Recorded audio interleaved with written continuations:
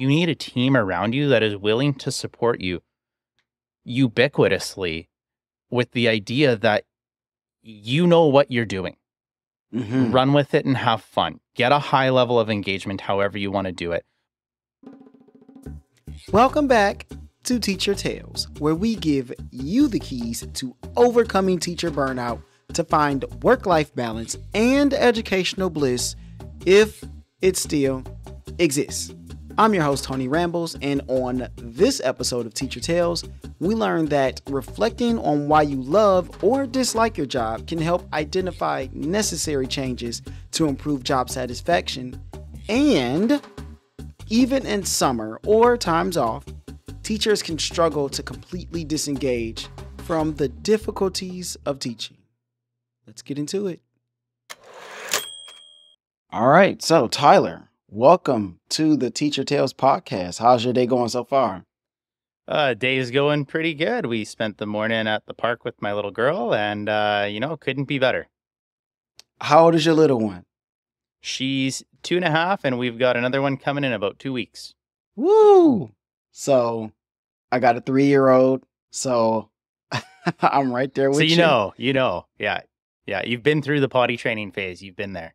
So I think that with you saying that, like having children definitely gives you a different perspective when working in education and working in being a teacher. I would say, how has that changed that for you? I know a little bit of a curveball there, but I think that's something a lot of teachers can relate to. That's a great question to ask because it is so relevant and new for me as well. So, before I was a parent, I don't feel like I did anything wrong as a teacher, but I definitely didn't fully understand where my parents came from when they reached out to me sometimes. And in becoming a parent myself, it's given me more perspective on what the parents are truly aspiring to do, right? Like everybody says, we're just advocating for our kid. We're trying to do the best thing we can for our kid. We're just looking out for our kid. And you don't truly get what that means until you have your own. And you don't truly understand that. And so for me, it's created a place where, I loved every kid that I taught, but now you start to love the parents too, because you see where they're coming from. Yes, 100%. I'm right there with you. I would say for me, it's been more like outside of education where before, like I wouldn't mind staying after school or, driving the bus or coaching the sports and stuff. But once we had our first one, and we only have one, for now, hopefully another one at some point. But I felt more of a need to come home. Like, of course, I got my wife, but if it's just her, she's able to go hang out. She can kind of go do whatever she wants. Because I also know she likes that alone time. So that time was good for her too. But once our son came into the picture and I saw how difficult it can be, especially in that early time, it was like, no, I got to go home. I can't hang out here with you guys all day. So yeah, definitely gives us some perspective. So Absolutely. how long have you been in education? Where and what roles have you had? Give us the 411 to throw an old term in there. Yeah, there we go. So I grew up in Yellowknife, Northwest Territories in Canada and did my K-12 education there. And when I finished that, I thought, I wanted to play college sports. And so I took a volleyball scholarship in a very rural setting in Alberta, Olds, Alberta, to play some volleyball. No idea what I wanted to do quite yet. And when I'd finished that year, I said, well, I'm not going to go pro. I'm not going to make money doing it.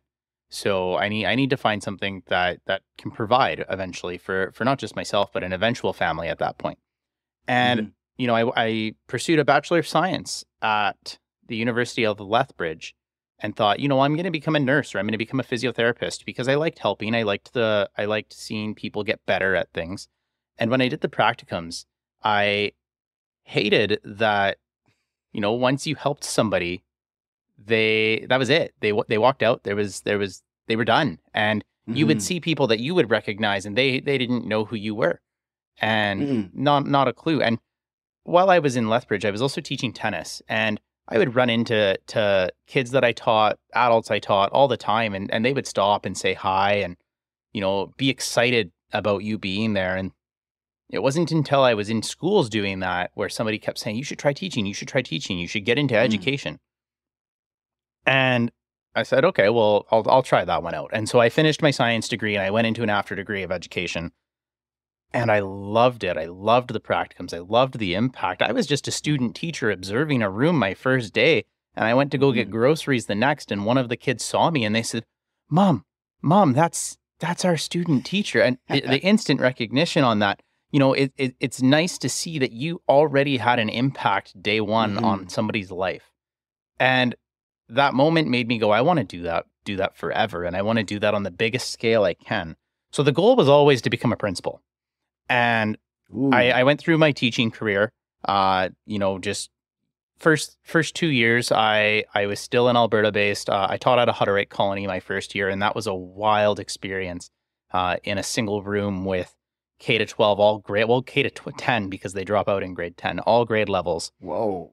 And then I shifted to Saskatchewan, right into a junior high, grade 9, did my master's, and harassed in HR enough to give me a shot at vice principalship. And so I became a vice principal 2 years ago. And eventually that just opened some doors to become principal. And so now Mhm. I'm a principal in a K to 12 rural school as well. Really enjoying it. And I'm still sitting here going, I want a bigger impact. So I started my doctorate Mm. on how to support principals in decision-making processes with the hope of not just impacting the school that I get to be a principal in, but the divisions that I get to interact with and hopefully on a global scale. I mean, just since I'm in America, I just have never heard anybody have to teach like K through 10 all in the same room. So describe that experience for the teacher listening because you probably got like 8-year-olds and then like 15-year-olds and 17, well, not 17, but there's a wide variety there. So kind of describe that for us. So it actually gets a little crazier than that. It's not that you have 8-year-olds and 15-year-olds, it's you have one of each Oh. age. It's not that they have a peer. There's one. So I'm in a Hutterite, it's a Hutterite colony, so it's very small. There were 12 kids in the school, and every single one of them is an English language learner. And it's just you. You're a teacher. You're the teacher principal. You make all of the decisions in the building. You drive out to the colony, Mm. and you are working with, you're absolutely right. You're working with a 6-year-old, a 7-year-old, an 8-year-old, a 9-year-old, all the way up to it was 15, a 15-year-old. And we were lucky that there were 2 kids that were 12 and 2 kids that were 13, right? And there's no gym. It's your single classroom. You have zero access to technology because they don't believe in it. And Mm. it was absolutely the best experience ever to bring joy to those kids. You, I'm in an environment where the education that they were getting from me, from the program of study, what we were mandated to teach, nobody Mhm. cared. They wanted to drop out at Mm. 15 and work on their colony and provide for everyone. But they were all English second language, and it was my job to get them to an adequate level of English and math where Mhm. they could be successful, right? And so we had so much fun and we brought so much joy to these kids, and they were some of the kindest, most caring people you could have ever been around. Mm. That reminds me of when I lived in China. And when I taught at this training school, honestly, the most important thing was that the kids like you and that they wanted to come back to your class, when that session was over, coming back and like retention. Would you say that is what does that compare? Because that kind of sounds like if they like you, then they'll kind of just keep coming back and then the teaching will get easier. It kind of felt sounds like more like a family, very large family. Yeah, so here's what's really important about education is Hmm. we try to push cognitive engagement. We try to push the retention of information on people before we've established emotional engagement and behavioral engagement. And you Hmm. need to establish an emotional connection with people for them to feel safe. Because what your brain does is you go into fight, flight, or freeze every situation you encounter.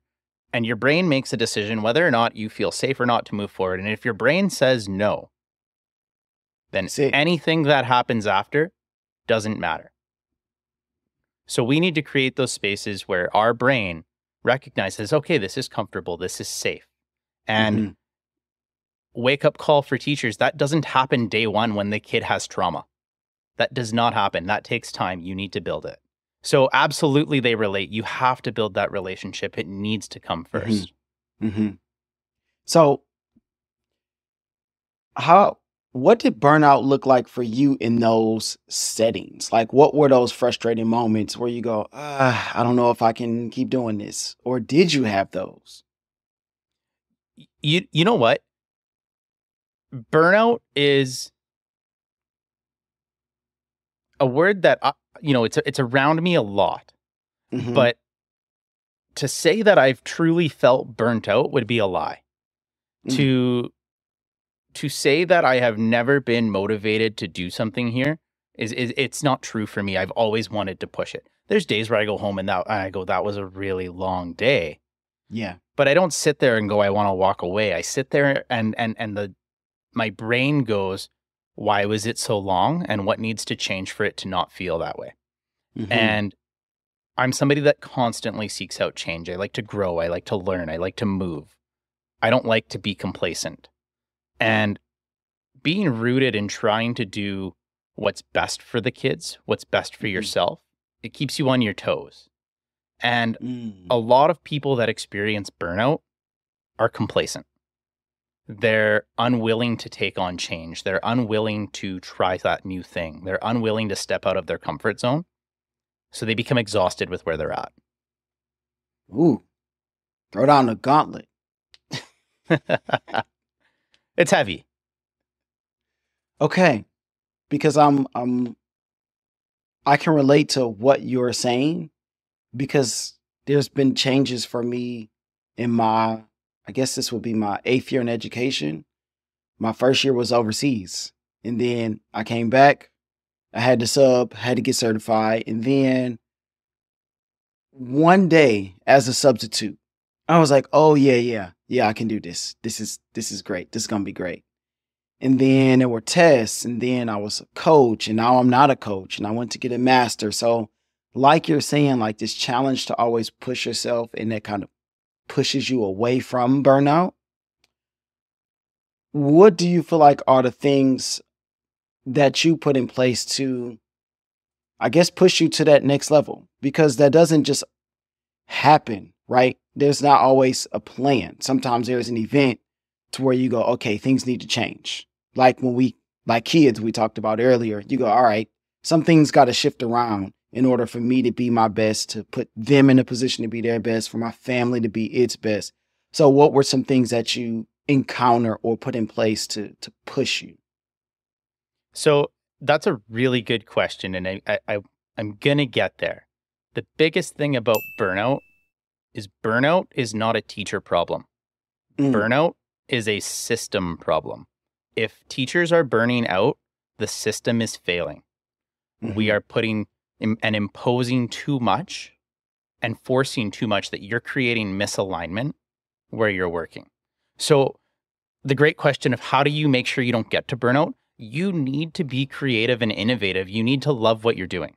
You need to be rooted in your value of why you're doing it.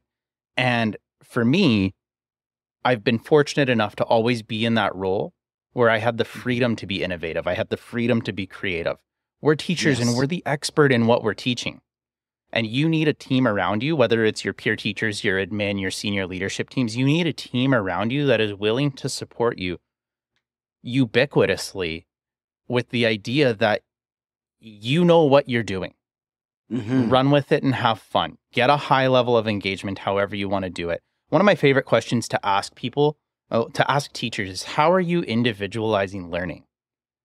And initial thoughts often go, well, I can't make 30 different things for 30 different kids. You don't need to. You need to make Nope. one thing that's open ended enough that every kid can look at it differently. Yes. That's how you prevent burnout.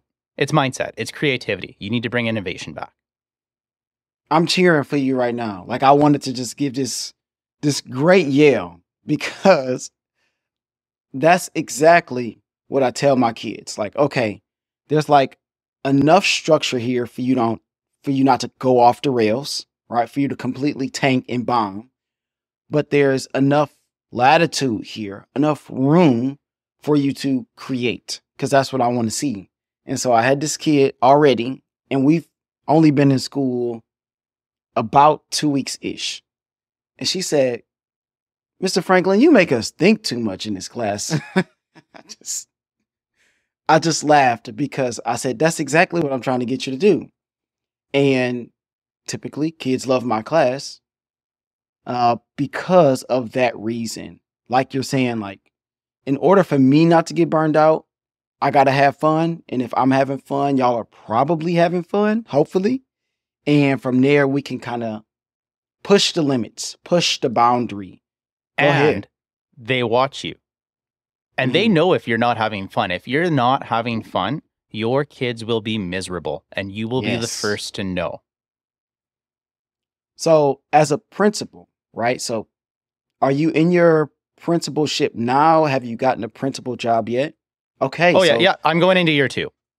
okay, so tell us how that transition has been, because a lot of times teachers blame admin for everything. Even I mean, to me, that's a whole different topic. Okay, but I'll just ask you, how was it transitioning into that period, and what are some big aha moments that you've had? So, one of the biggest things to note is you need to learn how to operationalize your school's mission and vision, or your division's mission and vision, and you need to live it. Hmm. And Hmm. so when I became a vice principal, I'll backtrack a little bit. When I became a vice principal, one of the first things I did was go to that school website and see what their mission and vision was, and understood their values and what that school stood for. And one of my first days in the school was asking the staff, do you know your mission and vision, and do you understand what they mean? And you often get the eye roll, or the look of fear that says, I Nope. don't. And you respond, that's okay. It's okay that you don't. 98% of teachers don't know their school's mission or vision. But what you need to know is, what do you stand for in this building? What does this building Hmm. represent? And how can I help us represent that together? And you need to come through with it with a collaborative mindset. Hmm. Dr. Hattie has research out there. Well, not his research, but it's his metadata. And he has what's called an effect size. And if you have over a zero point 0.4 effect size, it's determined that what you're doing is beneficial for the kids. They're going to grow significantly. Not only Hmm. that, if it's over a 1.0 effect size, they're going to grow and it's going to sit with them for 3 years, up to 3 years, which Oh. is crazy to think about. The highest ranked thing on his effect size, collective teacher efficacy. Everybody Mm. being on the same page, in agreement that what you're doing is good. And Hmm. so, as an administrator, it wasn't my job to go in and point out all of the things that were bad. It was my job to go in and say, what do we stand for? And are we Hmm. truly standing for that? And if Hmm. we're not, what needs to change? And when you have that mindset of, how can I help? What can we do? And not what can I do? What can we do? That's where you make your biggest difference as an administrator. What surprised you most about being a teacher and being an administrator? Oh man, being a teacher, what surprised me most was the kids that you hate are the kids that love you the most. Every teacher's Yes. got a kid they hate. Every teacher, right? There's always one. And what you don't realize is, 5 years later, that kid comes to you and says, you put me on the right path. You were the best one, Mm. right? And the reason you hated that kid was because you probably fought with them over everything, and you pushed them and you pushed them and you pushed them, and they pushed back because Yeah. that was their comfort, Hmm. right? On my own show, I just interviewed Dr. Jody Carrington. She's a psychologist in Alberta, and she works a lot with teachers. And one of the things that she loves to say is, it's not what's wrong with you, it's what happened to you. And we need to Mm-hmm. understand what happened to then move forward. So as a teacher, that was something really surprising to me. And it ended up being, some of the kids that I hated the most are some of the kids that were most appreciative of you. And that's something to understand. As a school leader, something that I didn't realize is how many things happen behind the scenes. how many things your administrator is doing that a teacher may not know that they're doing, Mm-hmm. because we're everywhere. And it's a fun job. It's a rewarding job. And if you go about it the wrong way and you solve everyone's problems, it's a job that's going to burn you out. And so you very Mm. quickly need to create a space of empowerment. You need to create a space of collaboration. I've always thought that assistant principal, from where I have sat in my experience, has been the worst job in the building because they typically deal with all of the issues and they don't get to. I would say a lot of teachers have felt the best part is being in the classroom and you get to impact those kids every single day because you get that consistency with them. And as an assistant principal, you don't necessarily get that. Now you may see a lot of the same kids in passing, in the hallways and that kind of thing. But the kids that you see the most are typically the people that are in trouble. So can you speak to that? Because I've always felt that that's a job that I have never desired to want at all. Absolutely. And one thing that I'm very grateful for about my roles as an assistant principal and a principal right now is my administration roles have teaching assignments. I am teaching as I'm also a Mm. principal. And that's to walk hand in hand with the teachers. That's to be in the trenches with them. That's to understand them. So that when Johnny's coming to my office every day from, teacher X, I also understand Johnny because I'm teaching him too. Mhm. So a big part of that is it lets you have that level of understanding. And you're so right. I missed the classroom. I missed being in there full time. I love that I get to teach and what I get to teach. And I hope as I continue throughout my career, I get to continue that. But Mhm. for assistant principalship, it was the sweetest job that I could have Mm. had because at the end of the day, it's the principal Yep. that is in charge of managing the school operations. And they might Mhm. assign duties to the assistant principal, but if the assistant principal screws them up, it's not only the assistant principal that has to move forward with those consequences, it's the principal as well. So there's a You're on the lot more hook. stress on the principalship. As an assistant principal, I always had somebody to collaborate with. I always had somebody to talk to. And Mm. I was so fortunate that the principal that I was an assistant principal to wanted to collaborate when it came to student discipline and managing Mm. staff conflict. We did everything together. And if there's an assistant principal out there that's tasked with doing things alone, you need to consider what that leadership structure is like and if it needs to change. Come back Mm. to collective teacher efficacy. If you are doing something alone in education, do you have collective teacher efficacy? I like that. And I think that's a perfect way to get into our 5 W's because I know exactly which one I want to ask first. And we're going to start with what. And my question is, what 3 qualities make a great teacher? But for you, also, what 3 qualities make a great principal? I think you see we're on like a dual track here. This is a very difficult question because there are Oh, yeah. so many qualities. And just like we say, our kids are different, our teachers are different. Hmm. The first thing that jumps out instantly is any great teacher needs the ability to connect, not to connect positively, but to connect effectively. They need to Mm. establish effective relationships. I also think that they need to be good planners. They need to know where they're going with something. They need to see the end in mind. I'm a 7 habits person, a leader in me person. They need to be proactive. They need to see the end in mind. And they Hmm. need to always have reflection. They need to be able to look in the mirror and say, am I doing the best? Because we have a choice, right? I had a choice to show up to this meeting today and talk with you, and you had a choice to come in and talk with me. We showed up. Hmm. And we need to always show up, not just for these moments, but for those kids that we're in front of as well. Mm. Those qualities don't really change in leadership because they're pretty vague. They're general. Leaderships need to be, if you're a good leader, you need to be a good communicator. That doesn't mean a Hmm. positive communicator, an effective communicator. You need to be transparent. You need to be Mm. transformational. You need to adapt to those situations. right? I love saying as well that they need to be the best leaders are always learning how to lead. They're always trying to improve their leadership because they recognize that they're not a dictatorship. Mm-hmm. They need to, again, establish collective teacher efficacy. And I'll put this one out there as well. You need to have fun, right? Leaders need to have fun. Yes. Yeah. You need to have fun as a teacher. You need to have fun as a principal. Love it. Okay. We have who, when, where, and why. You can choose.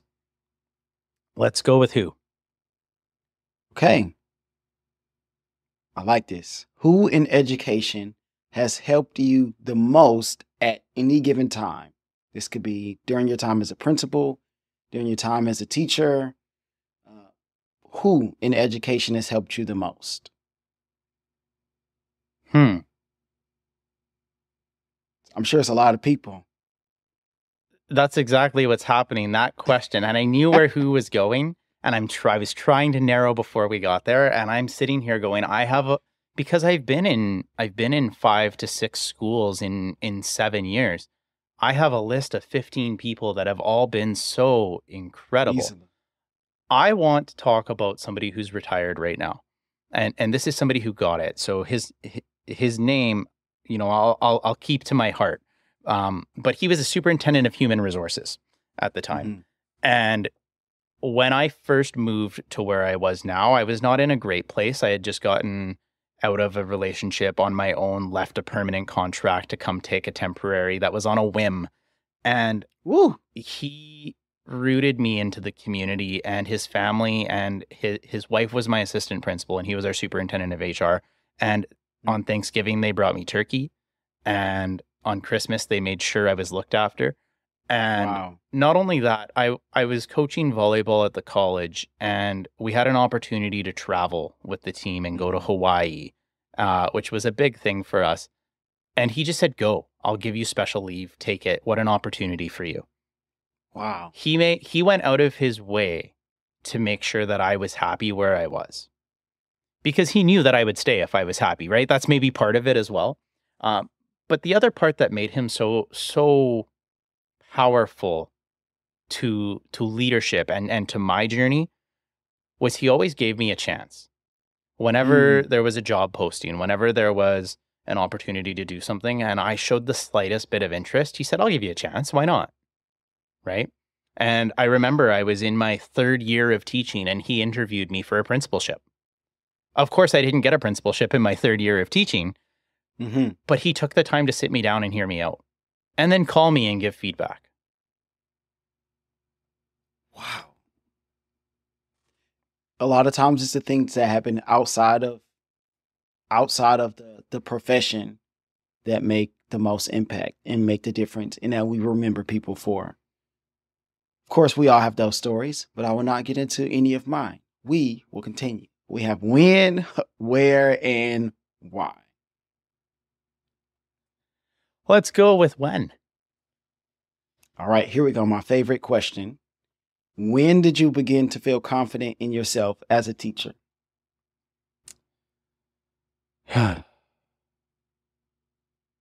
The minute that my teacher supervisor, when I was in my practicum, and this is going to sound bad, the minute that she told me I wasn't ready, because I said, I'll show you. Watch this. I'll show you that I'm ready. Yeah, exactly. Watch this. And at that moment, I'm not fully confident. I don't think anybody is fully confident in every single thing they do. But at that moment, I said, watch me excel. Boom. Okay. Where and why? Let's go where? Where'd you see yourself 5 years ago? Are you there, or did it change along the way? It's changed a ton. 5 years ago, I was in a bigger city, and I said, well, in 5 years, maybe I'll have a permanent contract where I'm at, because that's how long it takes to get one where I was. And I thought, maybe I'll get to teach a grade that I like to teach, or a subject I like to teach. Fast forward 5 years, I'm in my doctorate and I'm a principal with a wonderful family and another kid on the way. That is not where I thought I would be. Not at all. Definitely changed along the way. 5 years ago, I thought I was going to be a head coach. Now I don't coach any sports. So, Yeah. yeah, things turn. Okay, we have our last W, and that is why. Why do people leave education? I left why to the end because my stick, I host my own podcast called The Elemental Educator, and I have a book coming out in April called The Elemental Leader. And Mm, the core value of Earth, the Earth element, is all about unpacking your why. And I'm a big Simon Sinek fan, and one of his quotes is, "People don't buy what you do; they buy why you do it." yep. So when you ask that, why do people leave? Why are they not happy? Why are they dissatisfied? When I think about why Mm. people leave, it's rarely because they hate teaching. Oh, It's yeah. usually, I didn't get supported, or I can't land a job and I'm 6 years from contract to contract to contract, right? Or, maybe it is I won the lottery and I don't have to work a day in my life anymore. Well, But that's that's not different. why the majority of teachers are leaving. Teachers are leaving because in an evolving world, they have so many more demands on them Hmm. than they did 20 years ago, than they did 30 years ago. We talk about work-life balance. It's not work-life balance, it's work-life management, right? You need to have access to technology, right? And we've all been guilty of going home and checking an email and going on social media or texting somebody that could have waited until our workday. And that burnout is happening because of our inability to disconnect, and we get tired of it. We get complacent in it. I would say that there are times where that management leans more towards work, beginning of the school year, end of the school year, state testing, like end of term. And then there's hopefully more times where that management leans more towards life. So, But let's unpack that too, because sure. even on your time where you're not teaching in the summer, it's still on your mind. There's times where Mm, you might have to teach something new and you're thinking about it. There's times where, and this is where I am, at least. Our first day back with teachers is this coming Monday, and mhm. we have teachers that have already been in the building for 2 weeks setting things up. Wow. Okay, so where you are definitely makes a difference. I would say this Absolutely. past summer, I didn't think about teaching or any of that stuff, but I wasn't teaching a new subject to me. My room didn't move. I didn't switch schools. I didn't switch districts. Like, so a lot of what I didn't have a new role. So a lot of what I was doing is the same as the past couple of years. Now, I was in grad school, so that was something that I was focused on, and now I'll be teaching a college course. So that's something that I have to wrap my arms around. Good for you. That's But amazing. appreciate it. But I do get where you're coming from. If things are changing for you next school year, then the education part will definitely be on your mind more, even when you're off of work, so to speak. So yeah, I'm with you on that. But not only that, you don't turn it off. And unless you're running away or moving or hiding under a rock, when you're out in public, you're Mhm. still a teacher to the people that see you. Oh yeah, oh yeah. Uh, and I think when you love what you do, there are always going to be things that kind of spark something in education, like a lesson or how to do things differently, or you may see an idea, you go, dang, I wonder how that will work in my classroom this way or in my classroom that way or with my kids. So I think when you're a teacher and educator, you are always, like you said, it doesn't turn off. I would agree with that because I've called my buddy plenty of times like, hey man, I had this idea, like, what do you think about this? I was watching this YouTube video, maybe we could do a project for this or that. So I'm with you. Before we get out, What advice would you give to a new teacher? And what advice would you give to an experienced teacher? And if you want to lean into your principal experience or talk to a principal out there, you can do that too. I'll start with the experienced teacher because Mhm. that's one of the easiest pieces for advice to give. And it's a simple question. Do you love what you're doing? If their answer is yes, let's unpack why you love it. And if their answer is no, let's unpack what needs to change. Mm. So it's a reflective question for advice. Do you love what you're doing? For new teachers, that's where it's tricky because we have the ability to shape their minds. And more often than not, one thing I notice from a leadership perspective is if you have the really keen new teacher, they are going to do everything that you ask them to do. So my advice to a new teacher, and this might be unpopular, you Ooh. have to remember that you're the expert. There are going to be times where your admin and a teacher beside you ask you to do something that is not right. Mm. And as the expert, you need to advocate because you are not going to get to collective efficacy if you're just a yes person. Love it. Trust yourself. Wow. That was a great episode. Tyler has such a unique experience, at least coming from my perspective of teaching here in the States, where he's out in like this remote area, or at least I guess there are some remote-ish areas here in the States as well, but I've never lived in them, not even close. I'm such a city guy. But it was great to get his perspective on teaching and the things that you need to do to be the best that you can be. So, before we get out of here, remember, learn how to distinguish between work-life balance and effective life-work management. Those are different things. Number 2, gain some practical advice on handling the emotional and mental demands of teaching. And lastly, discover strategies to advocate for yourself and protect your passion for education, regardless of your experience level. We all belong here. Most of us do. But if you want to continue in education, there's a way to do it. And a great resource for you will be the Teacher Triumphs Facebook group. Me and Jen created it as a way to help you overcome burnout and balance life by building community with other wonderful educators. Thank you for listening. Keep teaching, keep learning, and I will see you all on the next journey.